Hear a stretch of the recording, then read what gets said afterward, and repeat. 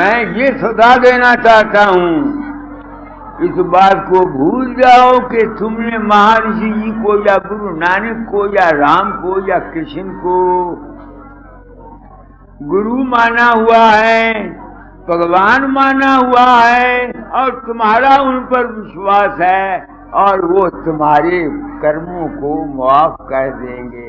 तुम भूले हुए हो। तुम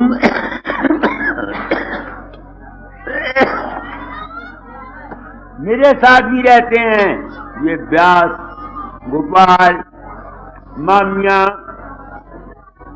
इनको भी कहना चाहता हूँ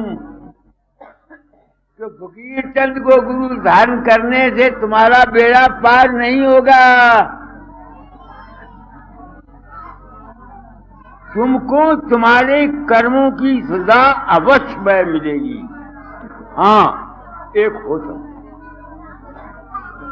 कि अगर तुम भक्ति भाव में हो, भजन में हो, नेक नीति करते हो, तो जब सच्चे भक्ति भाव में हो तो फिर बुरे कर्म तो तुम बस करके करोगे नहीं, और जो पिछले किए हुए हैं उनका फल जरूर मिलेगा, खाए सुपने में मिले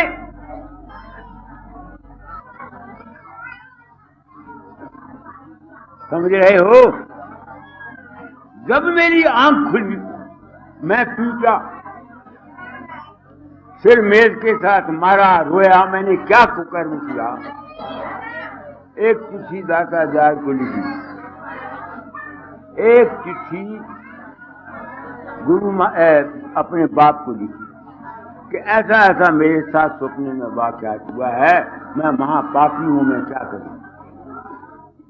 मेरे बाप ने चिट्ठी लिखी कि तेरा बर्ख फल खटाया है, ये गिरा ऐसा था, ऐसा को कर्म होना था। समझते हो। दादा दार का जवाब आया कि ये तेरे पिछले कर्म का फल था, तुमको दुखी होना था, क्योंकि तुम भक्ति और अभ्यास करते हो, इसलिए वो कर्म तुम्हारा सपने में कट गया। कर्म से कोई नहीं बच सकता।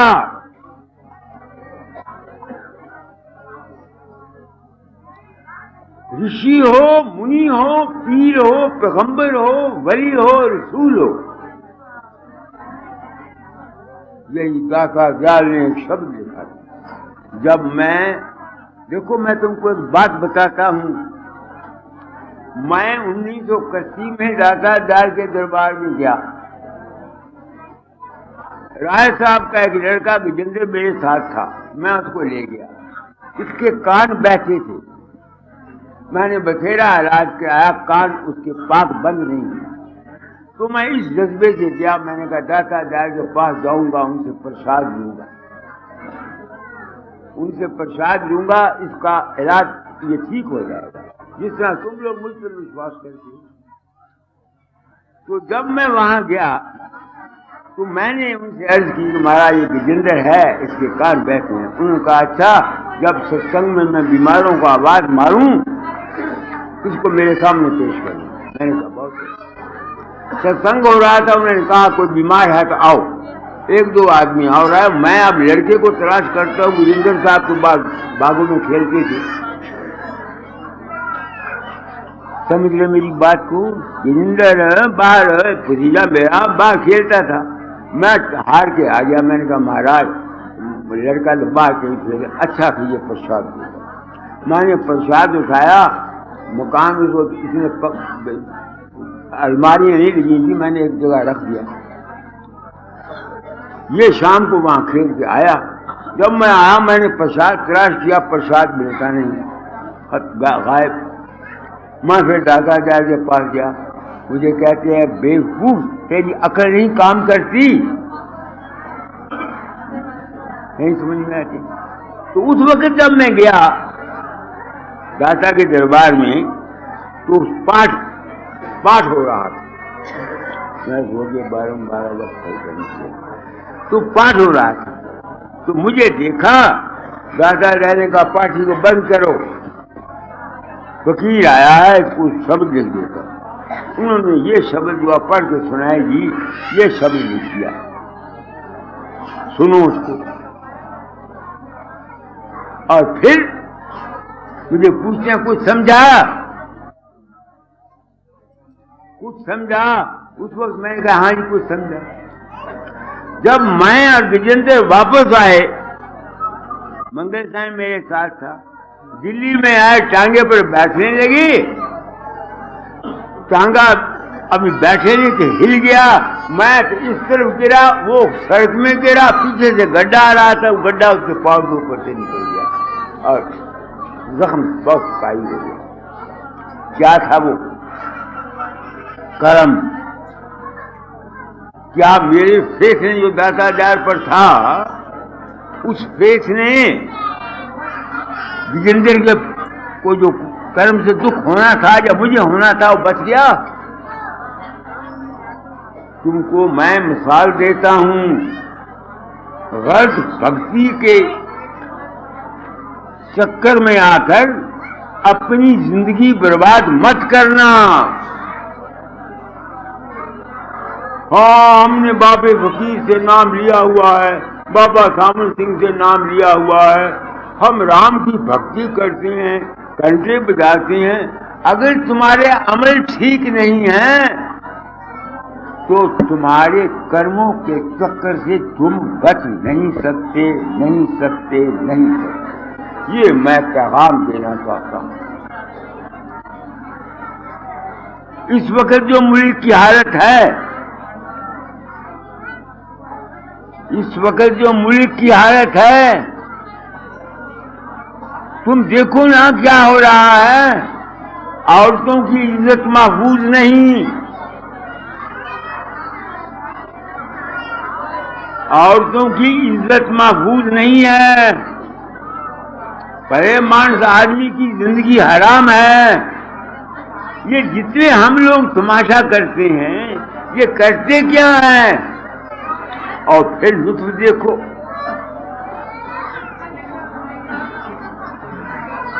हम लोगों को लेक्चर देते,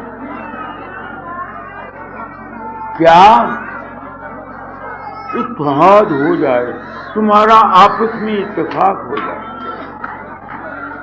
यही कहते हैं ना। ये जितने एमपी हैं या पीएम हैं या सीएम हैं या कुछ हैं, इनका अपने भाइयों से प्रेम नहीं,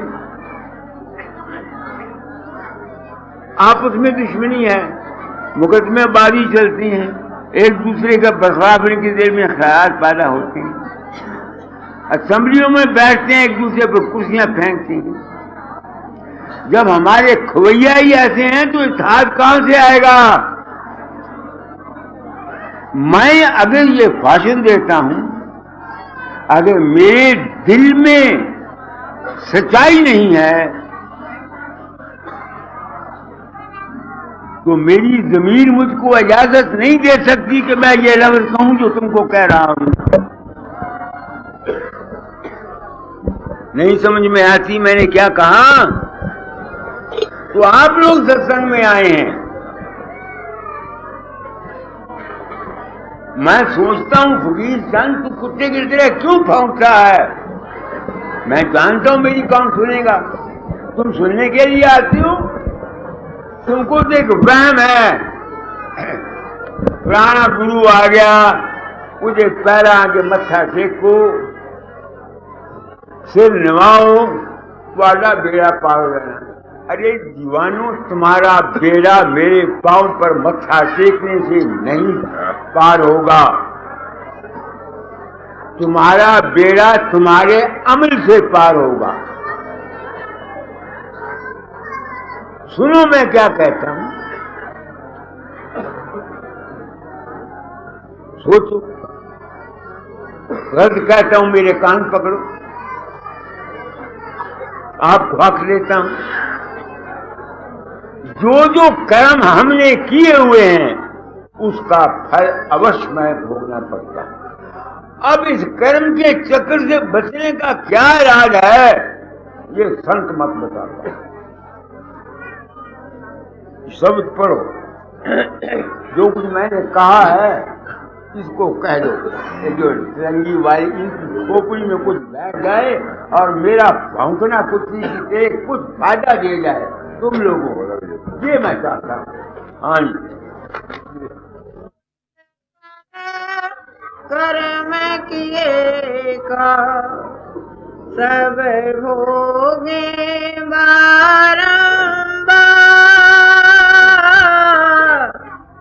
वश भल कर्म किए का ये सोच समझ चित धार, मरम जग जन्म जिए का ये सोच समझ चित धार, मरम जग जन्म जिए का। सुर नर देवी देव महर्षि और ब्रह्म अवतारा, सुर नर देवी देव महर्षि और ब्रह्म अवतारा, एक जो कहिए राम महाप्रभु परशोत्तम मर्यादा, गुप्त घाट सरजू जल बूढ़े रामायण संवादा।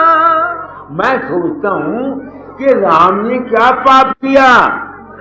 पिछली जिंदगी में उदास होकर के गुप्त घाट में, यानी ही सुसाइडेड हिमसेल्फ, अपने आप को डुबोया उन्होंने। क्यों?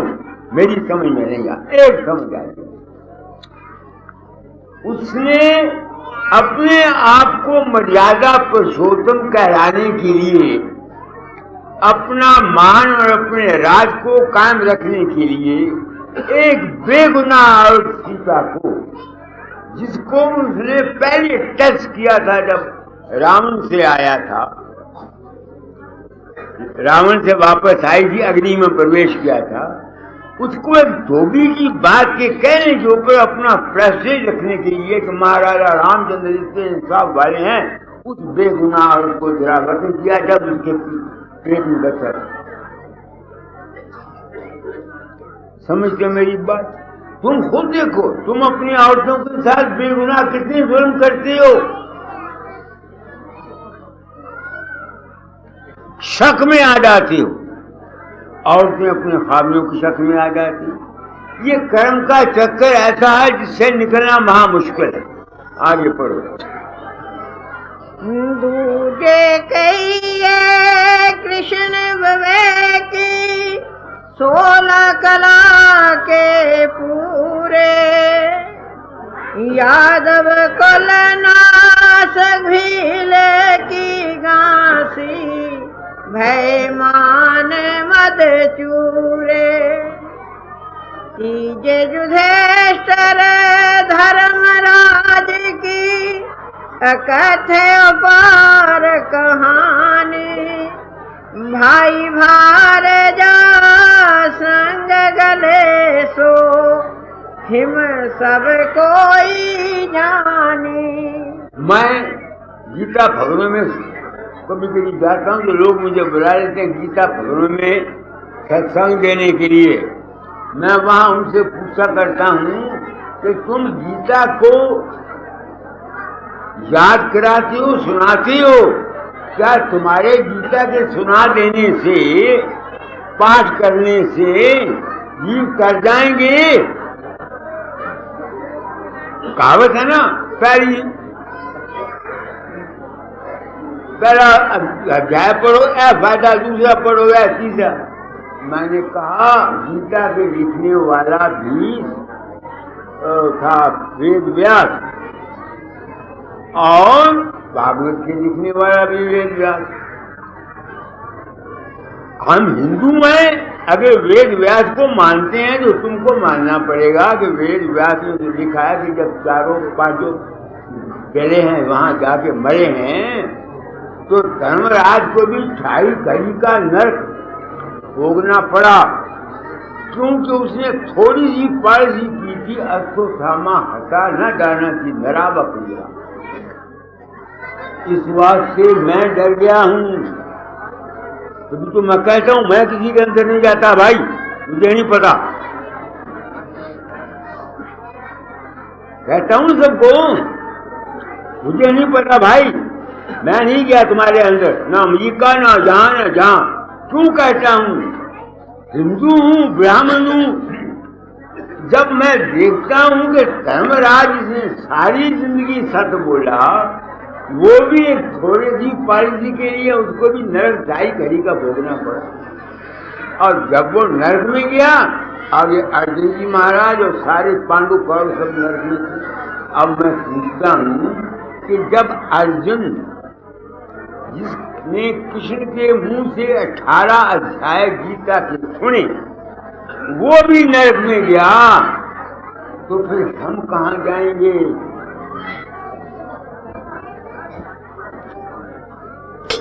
किसी के पास मेरी सवाल का जवाब नहीं है, किसी के पास कोई जवाब नहीं। किताबों को क्या करोगे? मैंने बड़े बड़े संत देखे, इनकी वो जो दिशा हुई पिछली जिंदगी में जिसका कोई हिसाब नहीं, मैं काम किया हूं। मुझे ये वहम आ गया है कि शायद इन संतों को इसी वाले तकलीफ हुई कि उन्होंने सजाई बयान नहीं की, नहीं समझ में आती है, इन्होंने सच्चाई बयान नहीं की है। इशारे में तो बाबा सावन सिंह भी कहते रहे, किसी ने कहा बाबा जी आप भाई पूछ लो, मैं सी उठे सर से सी कहते रहे, किसी ने समझा मतलब है। मगर एक बात और कई संतों ने, संत अपने आप को छुपाते हैं, बस वो जो क्या छुपाने ना, वो हालांकि बाबा साहब सिंह साहब कहना मैं नहीं गया, नहीं समझ में आया, मगर लोग समझते ये जाता।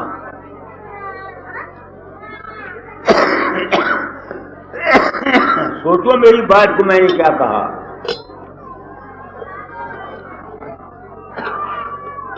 इस कर्म का जाल इतना सख्त है, इसमें फूंक मार के चलना पड़ता है, फिर भी इंसान गिरता रहता। मेरे जैसा आदमी कि मैं खुद गिर जाता, कोशिश हर मुमकिन करता हूं कि अपनी नीयत को साफ रखूं, मगर गिर जाता हूं, फिर भी मगर समझ जाता। आगे बोलो। चौथे विशिष्ट महामुनि ज्ञानी, देखा कुल का नाशा, विश्वामित्र के हाथ पलट गया ज्ञान योग का पासा। पंचम दशरथ अवधन रेशा, श्रवण ऋषि को मारा, पुत्र वियोग प्राण को त्यागा, मिला न राम सहारा। मैं सोचा करता हूँ दशरथ ने क्या गुनाह किया? दशरथ ने ये गुनाह किया कि उसको अभिमान था कि मैं आवाज के ऊपर बाण मारता हूँ, उस अभिमान में आ गया, सोचा नहीं कि आया जानवर है ये क्या चीज है, यूं ही तीर चला दिया। हम जितने काम अपने अभिमान में आगे करते हैं, इन सबका हमको सजा मिलती है। आगे छठे इंद्र की करनी समझो, शाप बृहस्पति दीना, भगमय देवराज की काया, कर्म का फल ये लीना। चंद्र कलंकित काम वेग से, जाने सब संसारा, कर्म अटल है महाबली है, कोई कोई करे बेचारा।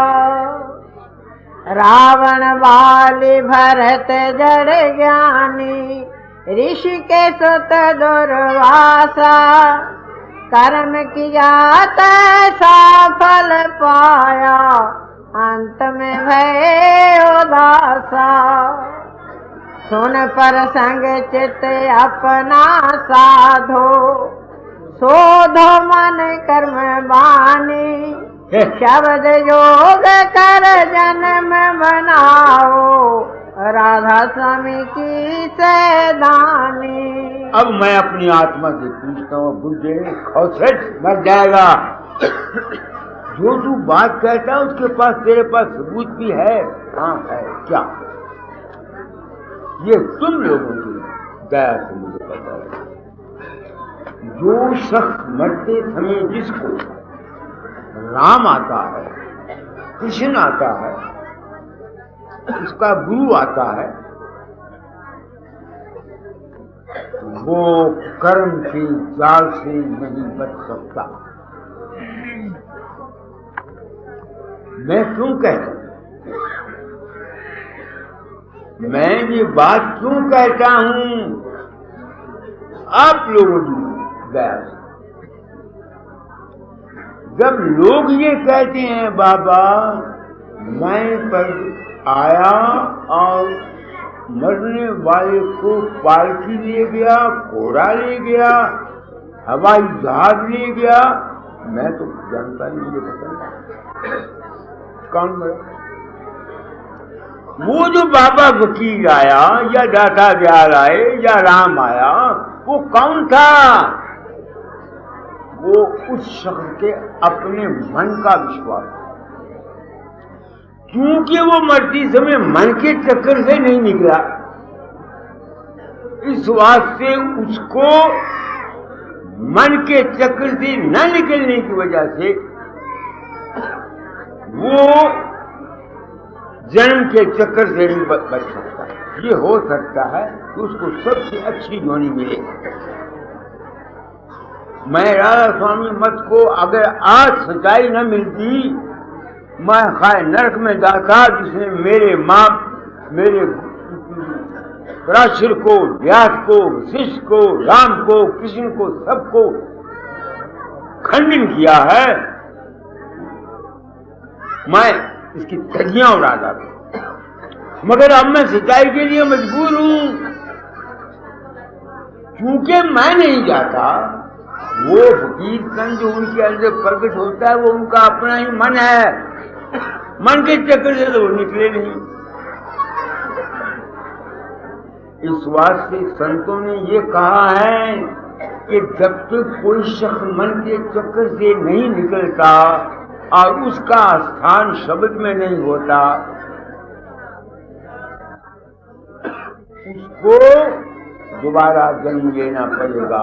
हजूर महाराज राय सालग्राम साहब, मेरे दाता दार के सदगुरु ने अपनी प्रेम वाणी में साफ लिखा है, अंत समय सदगुरु आता है, फिल्म चलती है, जो तुम्हारे रिश्तेदार जो भी है सब तुम्हारे सामने आते हैं, फिर गुरु भी आ जाता है जिससे नाम लिया हुआ है, वो तुमको शब्द भी सुना देगा, मगर कुछ समय तक तुम्हारा सूक्ष्म शरीर ऊपर के लोकों में रहेगा, वहां तुमको सदगुरु की संगत मिलती रहेगी, सत्संग मिलता रहेगा। फिर जब कोई संत सदगुरु दुनिया में आएगा, उस वक्त तुमको अच्छी योनि में उसके साथ कंटेक्ट होगा और फिर बाकी की कमाई पूरी करेगा। अब वो बाकी कमाई क्या है मुझे नहीं पता, वो बाकी कमाई हजूर महाराज का मतलब है। मैंने जो समझिया अपने कर्म वो बाकी कमाई है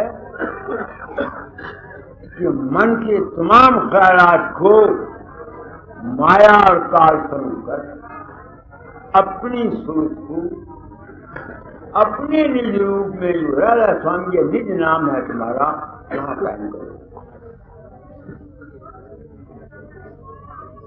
बस कब तुम्हारा इस काल कर्म से चक्कर से छुटकारा हो सकता है। इस वास्ते संतों का मार्ग जो है ये सिर्फ निवृत्ति मार्ग है, ताकि तुम अब मैं इसी वास्ते साहब बयानी करता हूँ, कितने आदमी मुझे गुरु मानते, 1000 आदमी मेरा ध्यान करते हैं, उनके अंदर सीधियां सीधियां शक्ति होती है। मेरे तो बाप को पता नहीं होता क्या ध्यान करता, कोई पता नहीं। वो किसका ध्यान करते हैं? अपने ही मन का तमाशा है उनका, और कुछ नहीं। इसलिए जो तुम दादा डाल के शिष्य हो, मैं उनको कहता हूं मेरा तो शिष्य है कोई नहीं। मैंने तो किसी को नहीं तो बताइएगा बात चेला नहीं बनाया ना मैं गुरु बनता हूं ना मैं चेले बनाता हूं। हाँ, गुरु का काम करता हूं, सत्संग देता हूं, वाणी कहता हूं। वाणी गुरु, गुरु है वाणी, वाणी अमृतवाणी। तो शब्द योग क्यों किया जाता है? ताकि तुम्हारा ये कर्म का जाल चक्कर बन जाए, कट जाए। अंत समय में मेरा अपना पता नहीं क्या हाल हो, मुमकिन है मैं दोष होता हूं, को होश रहे, मैं आप तक भी डरता हूं, मैं आप तक भी डरता हूं। क्या पता क्या हो, ये तो ना खत्म दिया भगवान के हाथ में, मेरे हाथ में कुछ है, मगर कोशिश करता रहता हूं। तो आज मैं यहाँ आया, ये संस्कार मुझे कहाँ से मिला? मेरे सदगुरु स्वरूप मुझे मिले। मेरा सदगुरु स्वरूप कौन था? वो जो शख्स जिसकी एक टांग ऐसे रही पड़ी, जो वहां से आया, उसकी हालत को देखकर मुझे ज्ञान हुआ। तो जो कुछ मैंने समझा अपने सदगुरु से आपको बता चला। कर्म प्रधान विषय कर रखा, जो 10 कीमत है तो फल प्राप्त। अब अपनी बात को बता लो, जितना मैंने बताया। मुझे रस निकला पूरा आदमी असा जाल के रसों से बता दिया, अपना तजर्बा बता दिया। अमल करना या ना करना ये तुम्हारा काम है, मेरा काम नहीं।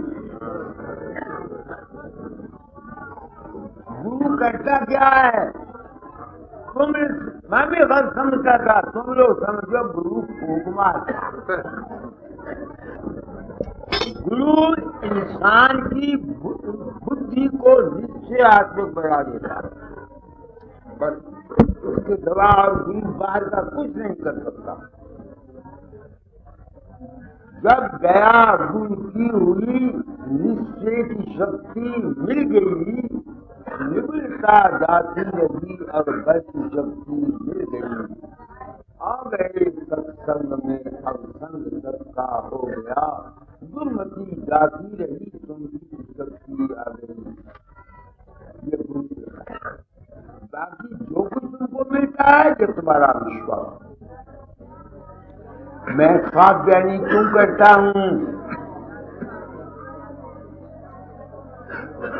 कम से कम 1000 आदमी हैं जो मुझे गुरु मानकर मेरा ध्यान करते हैं।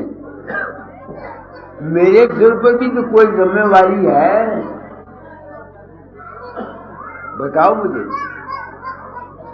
गुरु को मानुष जानते ते नर कहिए अंध, दुखी हुए संसार में आगे जम का फंद। गुरु किया है वे को सदगुरु चीना न, कहे कबीर ता दास को 3 ताम फरमा। गुरु नाम है ज्ञान का, सदगुरु नाम है सच्चे ज्ञान का। इस ज्ञान और सत्ज्ञान को हासिल करने के लिए सत्संग। गुरु की सच्ची सेवा क्या है?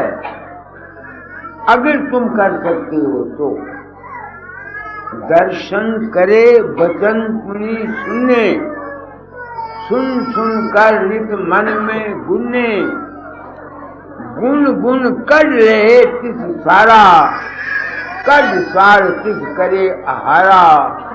कर आहार पुष्ट हुआ भाई, जब हम सब गली। जो शख्स गुरु को फकीर चंद वल्द पंडित मस्तराम मानते हैं या नंदू सिंह जी वहां निजामाबाद के रहने वाले मानते हैं, या व्यास में मानते हैं, ये मंजिल पर नहीं पहुंच सकते, नहीं पहुंच सकते, नहीं पहुंच सकते और ना पहुंचे। गुरु आइडियल है, इष्ट है, मेरे भाग अच्छे थे, मेरा विश्वास बैठ गया दाता जाल पर।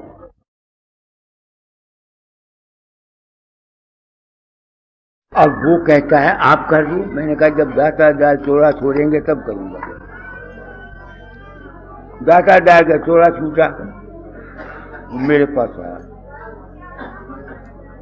मैंने कहा तू महाव्यभिचारी रहा है। उसको बड़ा गुस्सा आया। उन्होंने क्या पंडित जी आप भक्ति हैं, कुछ झूठ बोलते।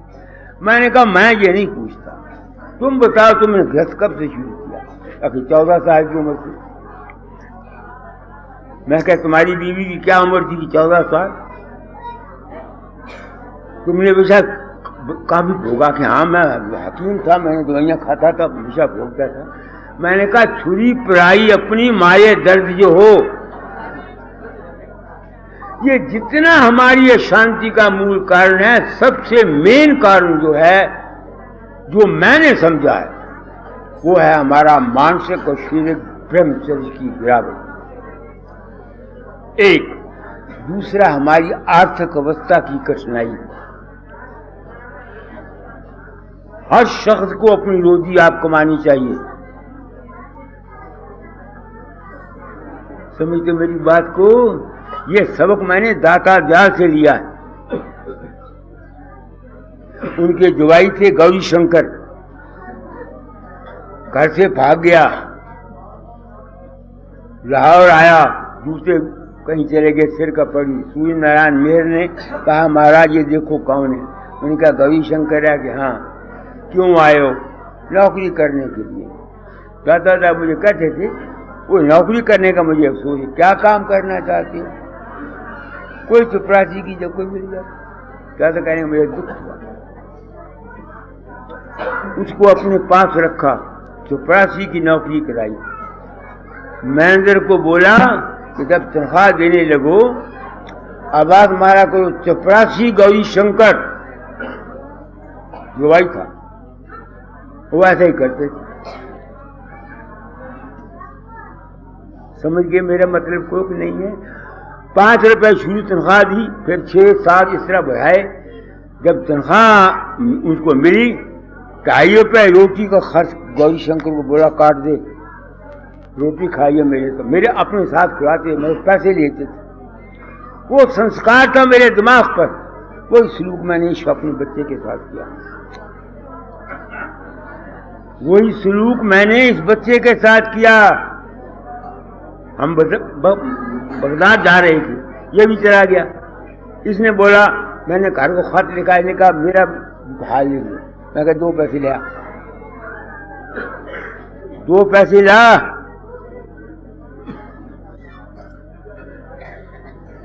इन्हें पहले मजाक समझा, फिर इसने गुस्सा किया, 2 पैसे रख दिया। मैंने जो कुछ इसने कहा हाल लिया। इसने गुस्सा खाया। इसने महाराज इतनी मेहनत की कि मुझसे भी बढ़ गया। तुम समझते मेरा मतलब नहीं है?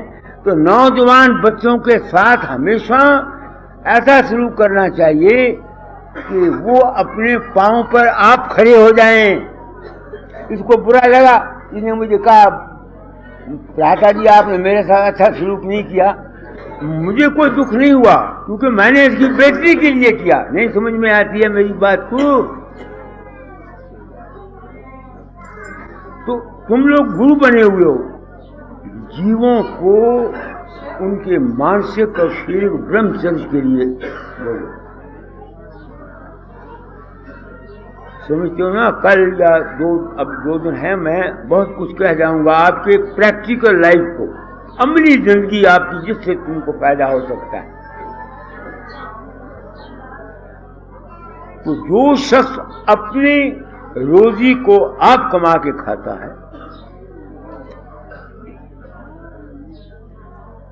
और अपने मानसिक और शारीरिक ब्रह्मचर्य को कायम रखता है, उसको शांति मिलेगी।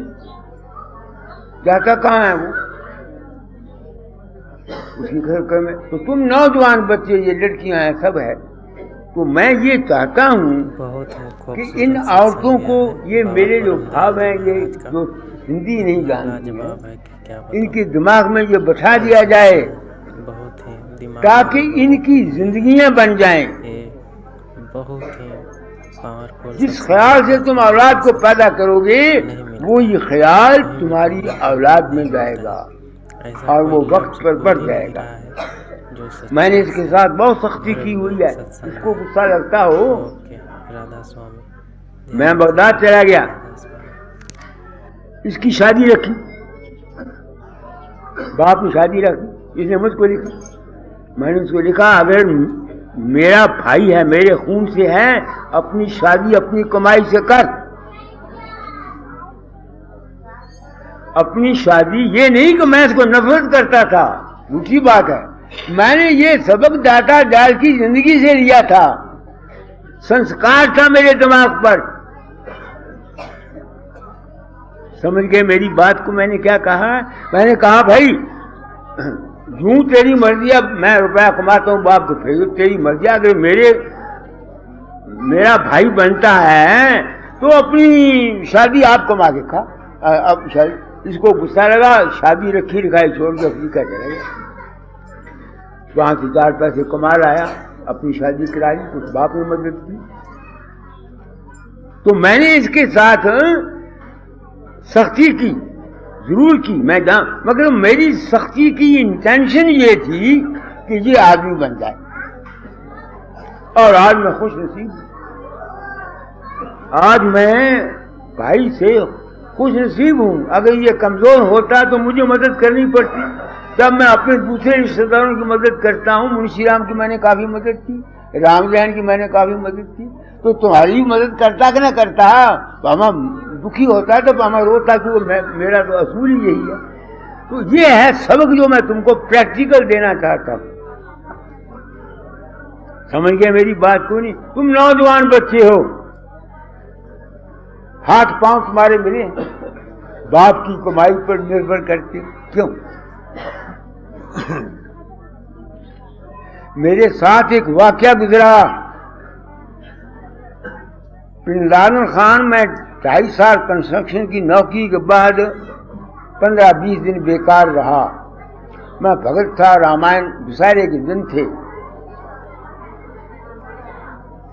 जज्बा था भक्ति का। मैंने माँ को कहा, माँ अठियानी दे दे। ठीक कहेगा बच्चा? 4 आने राम को मत्था टेकूंगा, 4 आने के फूल चढ़ाऊंगा। उन्होंने कहा मेरे पास तो है नहीं, तेरा बाप आएगा ले लेना। मेरा बाप आया, मैंने कहा चाचा जी बड़े प्रेम से अठियानी दे दो। ठीक कहेगा? उन्होंने 2 पैसे कर दिए, 1 पैसे की फूल चढ़ा देना, 1 पैसे मत्था टेक देना। मैंने कहा मैं पहन लूंगा। बाप मेरा सख्त मिजाज था, उसने मुझे बहुत गाली निकाली। मैं दुखी होकर कोठे से नीचे उतरा पिंडालन खान से। ये बच्चा था उस वक्त। माँ दौड़ी आई, बाप आया, मुझको पकड़ा, ले गए ऊपर। मेरी औरत थी राम रखी, वो मुझे कहती है बुला के, बाबूजी कान किस वजह रोते हो? मेरे पास 40 रुपए जमा मैंने मुश्किल से किए हुए हैं, ट्रंक की चाबी लेने निकाली। मैंने कहा नहीं दूंगा।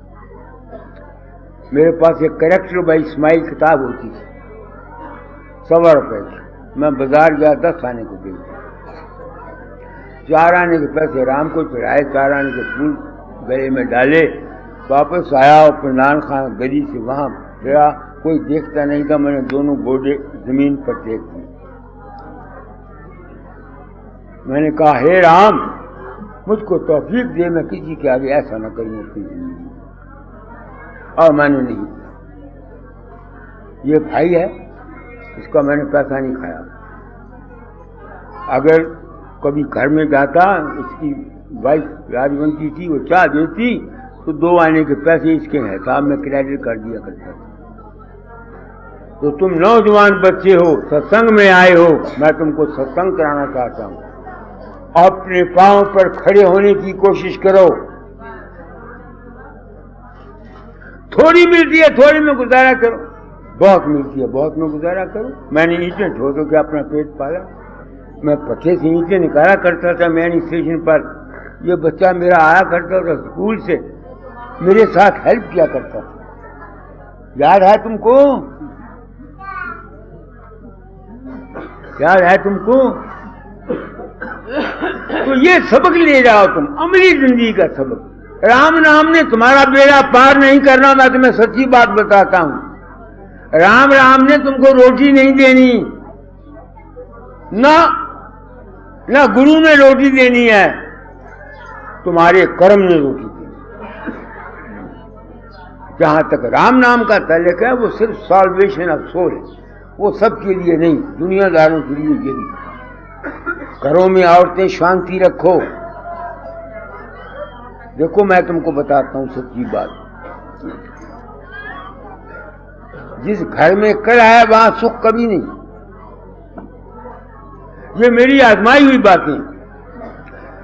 ये बसे बगदाद में रहता था, इसके 3 बच्चे मेरे पास पढ़ते थे। ये पैसा नहीं भेजता था, अपने प्रेम के जज्बे से कि भाई है। मुझे 95 तनख्वाह मिलती, 7.5 कट जाते, 87.5 रहते। 4 बच्चे मेरे, 3 इसके साथ, एक नौकर मेरा 8, एक मैं मेरी बीवी, 10 आदमी। हैंड टू माउथ रहता था। औरत मेरी हमेशा कड़ा रखती थी घर में। तुम समझ रहे मेरी बात को? मैंने क्या कहा?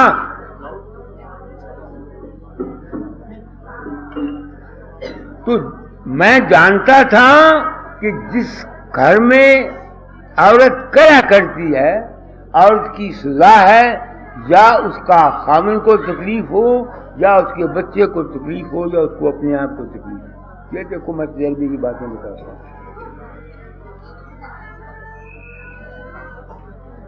समझ रहे मेरी बात को? तो जब मैं मकान बना रहा था जुआई मेरा आया, वो कहता है ऐसे मकान बनाओ कि तुम्हारे 2 लड़कियां बराबर बराबर हिस्सा करें। मैंने कहा कि शुक्र कर, एक बच जाए।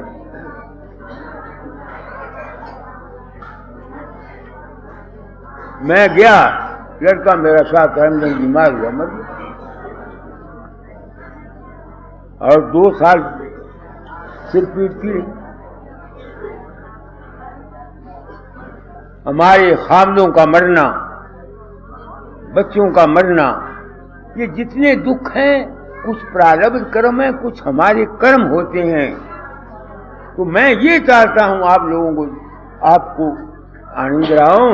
This is the point which I want you to explain to these people who do not know Hindi. समझते हो मेरी बात को? अपनी सत्संग कराते हो बाहर, कुछ गुरु का काम पूरा कर जाओ। सिर्फ सिमरन ध्यान ने तुम्हारा बेड़ा पार नहीं करना, नहीं करना, नहीं करना, नहीं करना, बस ये बता देता हूं। सिमरन ध्यान से तुम्हारी कंसंट्रेशन बढ़ेगी। अगर तुम्हारा गलत ख्याल है तो तुमको नुकसान पहुंचेगा। तुम लोग कहते हो आज बाबा फकीर आ गया, आज दाता, आज नंदू सिंह। दीवानों, ना कोई नंदू सिंह गाता है, ना कोई महर्षि, न मैं गाता। जो कुछ तुम्हारे सब कॉन्शियस माइंड में होता है वो आता है, जो बता देता हूँ। एक औरत लड़की है, 40-45 साल की उम्र है उसकी, वो बाबा सामन सिंह की चेली है। तो उस वक्त बाबा सामन सिंह का तेरा शादी कर ले, उसको भक्ति कर दो। मैं नहीं करती, मैं भक्ति करूँगी। बहुत अच्छा, वो मर गए। वो उसका दूसरा था, क्या उसका नाम है, बाबा जगत सिंह, उसने भी कहा शादी नहीं कराई। अब जवान होगी, नौकरी करती, मेरे पास आने लगी। एक दिन मेरे मकान पर आई, मुझे कहती बाबा जी मैं क्या बताऊँ आपको, मैं कल अभ्यास में गई तो बाबा सामन सिंह आ गया। तो वो कहता है काको मैं तेरा तुम्हारे लिए कसम कहाँ दराज करूं। आगे सौकन खड़ोती है, नहीं समझ में आती है। फिर के बाबा जगत सिंह आया, उसने भी कहा। फिर के मैं आ गया, आप आ गए। बाबा सामन सिंह ने कहा अच्छा तेरा ब्याह बाबे फकीर ना कर देने, पहनू के सेरा राजता तो मेरे तेरे फेरे हो गए उसके पीछे ग्रंथ साहब देना। वो क्या था, वो क्या था? तुम इन रूपों के झगड़ों में मत पड़ो। गुरु का रूप देखो, बातें मत करो। गुरु का रूप देखो, उसकी आंखें देखो, अंतर में मस्तक देखो, और उस रूप को ये मत समझो वो फकीर चंद होशियारपुर का है या नंदू सिंह यहाँ का है, निजामाबाद का। भूल जाओगे तुम। गुरु मध्य आदि अनंत अद्भुत अजर अमर अगोचरम, यही मति लखे नहीं गति लखे तो शुद्ध तत्व विश्वास। यह है जो मैं आप लोगों को कहना चाहता हूं। तुम नौजवान बच्चे हो, अपने कैरेक्टर को बनाओ बस। समझ गए मेरी बात को? वक्त बहुत काफी मैंने आपके ले लिया। आपके घर में ये ड्यूटी लगाया जाता हूँ। आप तिरंगी जानते हैं ना, कुदरत ने कुछ ऐसा ही मेल मेला कि आपका हमारे साथ संबंध हो गया। मैं चाहता हूँ इन जीवों को line of action of living मिल जाए। ये है, घरों में शांति रखो, प्रेम से रहो। मेरी औरत में मेल तेल ज्यादा था। कोई बात किसी रिश्तेदार ने बचपन में उसको कही, वो भूलती नहीं थी। इसके साथ उसकी नहीं बनती थी पूरी तरह। सुंदरनाथ के साथ वो भाभी थी, ये देवर था। किसी वक्त किसी ने कोई बात कह दी, वो उसको भूली नहीं समझ में आती है तो मैं उसे हंसा करता था। मैं कहता, भागवती तेरे अंदर मेर तेर है, तू तकलीफ उठाएगी बुढ़ापे में। और वही बात हुई। 7.5 साल 4 पाई पर पड़ी रही। क्या कहा मैंने तुम लोगों को? तुम लोगों की मिसालें अगर देता हूं तो तुम लोगों को बुरा लगेगा। मेरी सखी साली थी ब्रह्मी, सुनो, साथ के साथ उसकी नहीं बनती थी, ऐसे रहती थी। मैंने कभी जाना, मैंने कहना बेटी तू दुखी होगी। कौन सुनता है? डाका पड़ा, सब माल चला गया। खावन 5 साल दमे की बीमारी से रुड़ के मर गया। अपने आप को टीबी हो गई, उसका इलाज मैंने किया, मर गई। लड़के दोनों नालायक, अब कुछ जरा संभले हैं। ये है तालीम जो मैं देना चाहता हूं तुम लोगों को। क्यों देना चाहता हूं? मेरे बस की कोई बात नहीं। दाता ने कहा था वकील तालीम बदल जाना, मेरे तेरे में आया। तुम लाख राम राम जपते रहो, अगर तुम्हारी नीयत साफ नहीं है, तुम्हारे ख्यालात ठीक नहीं है, तुम्हारा मानसिक शरीर ब्रह्मचार्य, तुमको उस राम राम के जपने से कोई फायदा नहीं। बस अब मैं छुट्टी चाहता हूं। शाम को आप आ जाना। जो कुछ इस भाव मैंने कहा इनको बता देना। बाकी जो थोड़ा बहुत भाषण है, मैं चाहता हूं तुम लोगों की जिंदगियां बन जाएं। मैं चाहता हूं तुम लोगों की जिंदगियां बन जाएं, तुम खुशी से अपना जीवन काटो। दूसरों की गलतियों को दरअंदाज किया करो।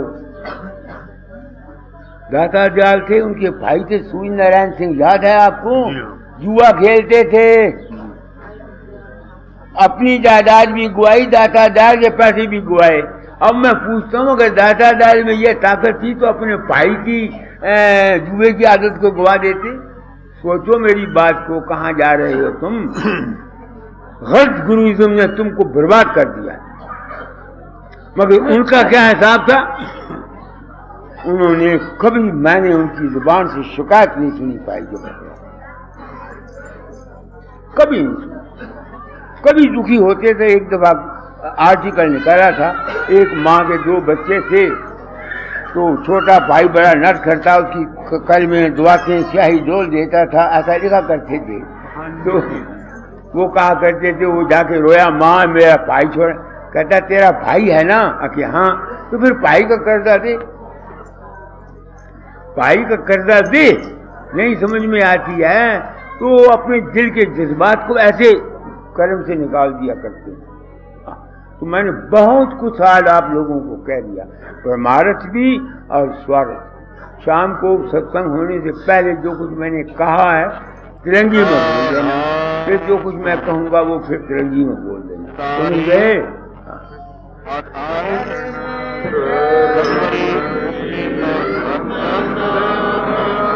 आनंद कुंडा सत्संग इस वक्त शाम के 7 बजे हैं और हजूर परम दयाल परम संत फकीर साहब का सत्संग शुरू होता है। आप लोग इसे प्रेम पूर्वक सुने और लाभ उठाएं।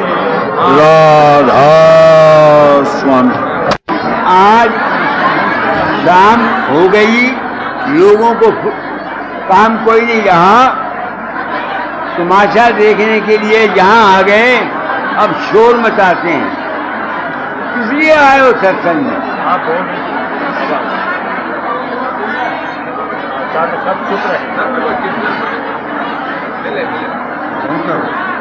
महाराज ने फरमाया था कि चोला छोड़ने से पहले तालीम बदल जाना। मैंने जो कुछ कहा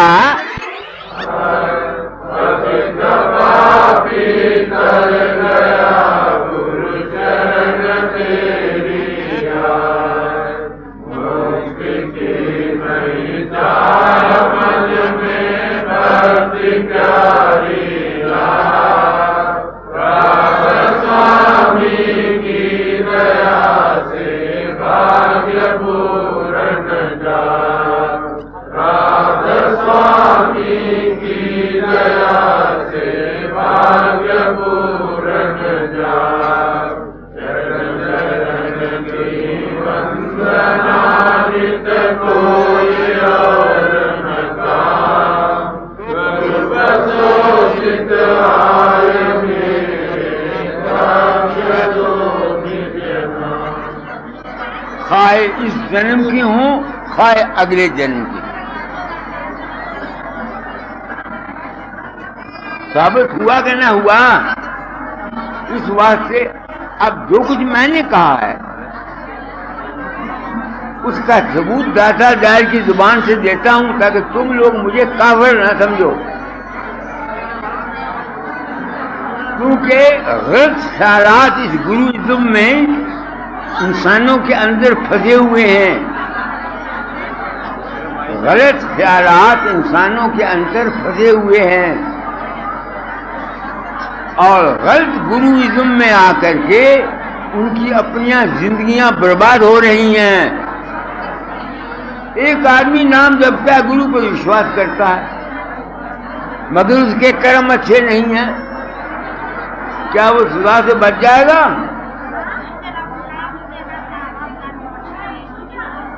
सोचो मेरी बात को, मैंने क्या कहा। कुछ दिमाग रखते हो तो सोचो। आज वो उसको उठा के ले आए 4 आदमी, काम उसकी लंबा चौड़ा। मैं हैरान हो गया कि उसका मुझ पर इतना विश्वास है कि 4 आदमी उठा के उसको लाए। नहीं समझ में आती है। अब मैं कहता हूँ इसका इतना विश्वास मुझ पर था कि इसके मैं तो किसी का काम करता ही नहीं, मैं तो पहले साहब इनकार कर दिया सबको। तो क्या उसके विश्वास ने उनकी मदद न की? इससे साबित हुआ कि विश्वास लाख इंसान करे,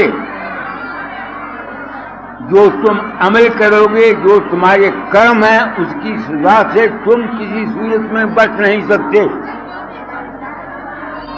अब दाता जार का शब्द सुन, पहले जो कुछ मैंने कहा ये बता दो। लो कहिए, पढ़ो।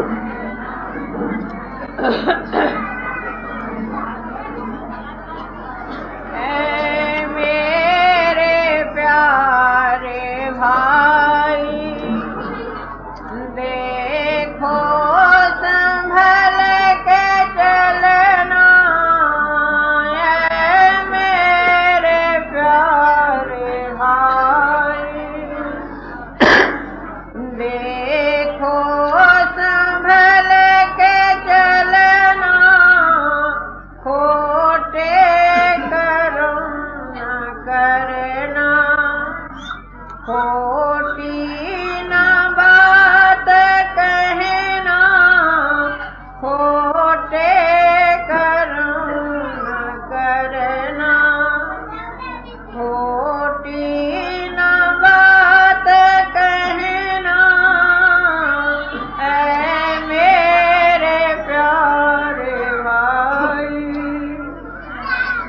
दुख दोगे दुख मिलेगा, सुख दोगे सुख मिलेगा, दुख दोगे दुख मिलेगा, सुख दोगे सुख मिलेगा, मारोगे तुम किसी को फिर हम पड़ेगा सहना, मारोगे तुम किसी को फिर हम पड़ेगा सहना, ऐ मेरे प्यारे भाई। वाला ख्याल करे तब दरिया से है मुशावर, वाला ख्याल करे तब दरिया से है मुशावर, तुम देखना नैन की लहरों में पड़ के बहना, तुम देखना नैन की लहरों में पड़ के बहना, ऐ मेरे प्यारे भाई। मन इंद्रियों पे भाई जब्त रखना तुम बराबर, मन इंद्रियों पे भाई जब्त रखना तुम बराबर, जीवत बने रहोगे, खुशहाल हो के रहना, जीवत बने रहोगे, खुशहाल हो के रहना, ऐ मेरे प्यारे भाई।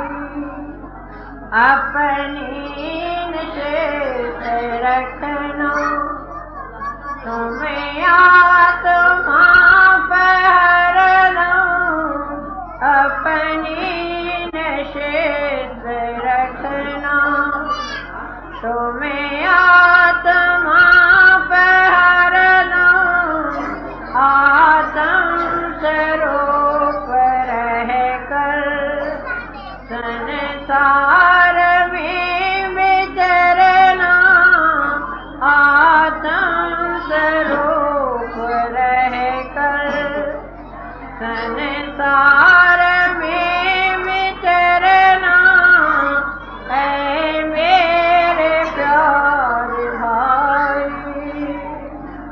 क्योंकि मेरे ज़िम्मे ये ड्यूटी है कि तालीम को बदल जाना फकीर चोरा छोड़ने से पहले। ये दाता ने नहीं कहा तूने क्या तालीम बदलनी है, मैंने जो अपनी जिंदगी में ऑब्जर्वेशन किया, आजमाया, वो कहा। अब तुम देखो इस वक्त मुल्क का क्या हाल है। हमारे नौजवान बच्चे भाई क्या कर रहे हैं? तुम सोचो, बच्चे जलाते हैं, पब्लिक प्रॉपर्टी का नुकसान करते हैं, गिराव डालते हैं।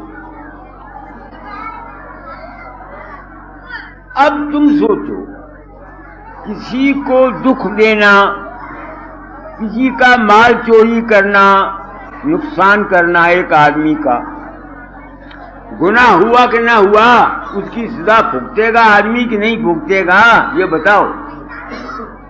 भुगतेगा। ये जो पब्लिक प्रॉपर्टी हम लोग जलाते हैं, ये एक आदमी की तो है नहीं, ये 55 करोड़ आदमियों की है।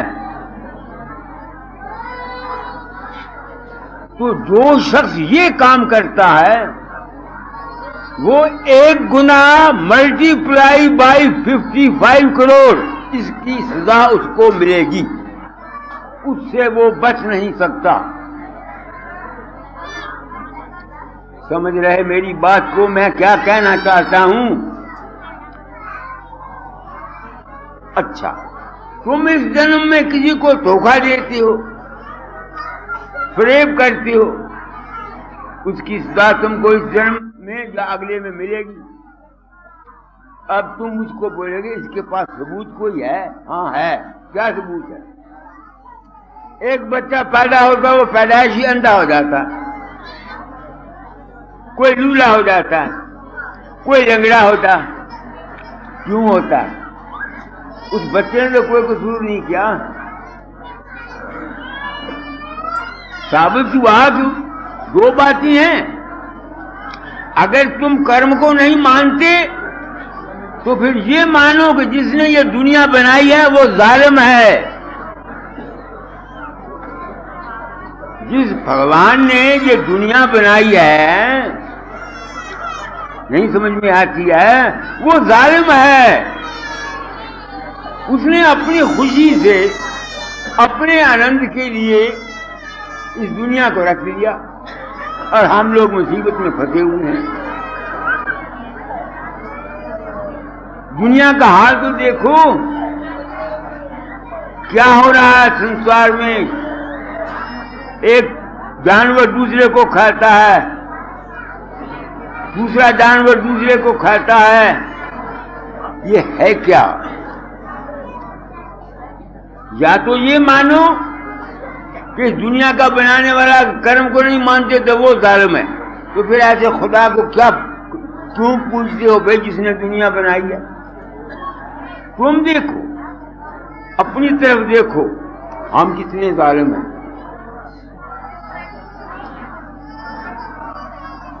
हम कितने जालिम हैं। अपने स्वाद के लिए बच्चे पैदा करते हैं, 1 2 3 4 5 6 7 8 9 10। क्या कभी सोचते हैं ये जो बच्चा पैदा हुआ है टीबी से मरेगा, कैंसर से मरेगा, या कैद जाएगा, कहां जाएगा, क्या कुछ करेगा? सोचो मेरी बात को।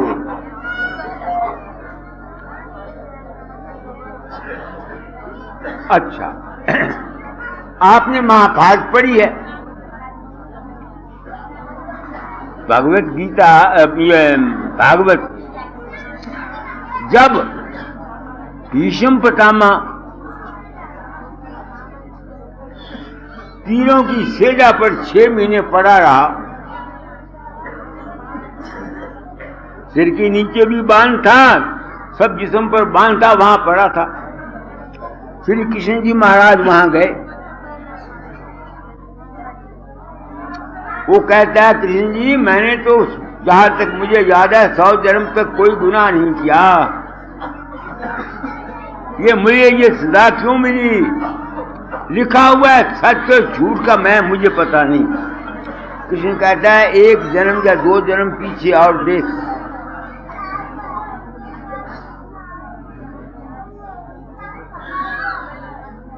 क्या किया था उसने? एक सांप को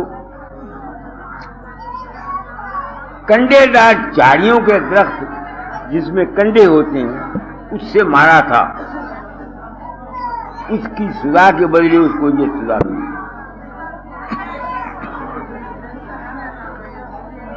समझते हो कि ये नहीं समझते?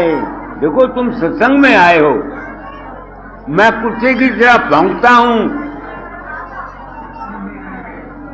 क्यों भौंकता हूं? पहली बात तो यह है कि मैं तुम्हारे घरों का टुकड़ा खाता हूं, इज्जत लेता हूं, मान लेता हूं। मैं आप लोगों का एक वफादार कुत्ता हूं। कुत्ते का क्या काम होता है? चोर आता है वो भौंकता है, खबरदार करता है। ऐसे ही क्योंकि मेरे समय की ड्यूटी लगाई जाता डालें तालीम को बदल जाना, मैं क्या बदलूं मेरी समझ में नहीं आता। क्या बदलूं? इतना ही कहना चाहता हूं कि ऐ इंसान,